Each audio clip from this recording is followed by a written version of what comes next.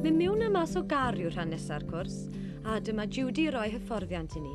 Y ddoi bwynt i'w cofio yw coesau ola wrth fynd mewn a choesau gynta i ddod allan. Tro ceri gynta. Coesau ola. Ac i ddod allan, cofiwch coesau'n gynta a gwen hyfryd yw i'r camerau.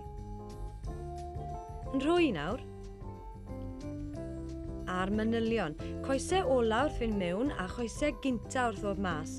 Y syniad wrth gwrs yw i chi wneud hyn i gyd i edrych mor llyfn a gosgeidddig as i bosib. I mewn, coesau ola, falle hwnna fod ychydig yn well hefyd. Allan nawr a gwynebu'r holl gamerau. Gyda llaw bydd hwn yn ddefnyddiol iawn i chi gyd pan fyddwch chi'n enwog ac yn gyfoethog rhyw ddiwrnod. Tybed faint ohonoch chi sydd wedi bod mewn tŷ bwyta a'r math yma o beth wedi digwydd i chi?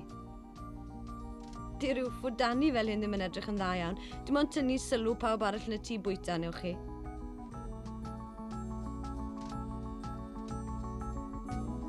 O dir, beth yn y byd mae'r wynyddes yn gisio gwneud i Dyma'r? Dyma ffordd sydd dipyn yn fwy taclus. Iste ac aros am funud cyn tynnu'r gader yn nes at y bwrdd, a dyna chi'r ffordd iawn, medd Judy. A dyma'n rhwy i fynd trwy'r un broses at Dyma'r.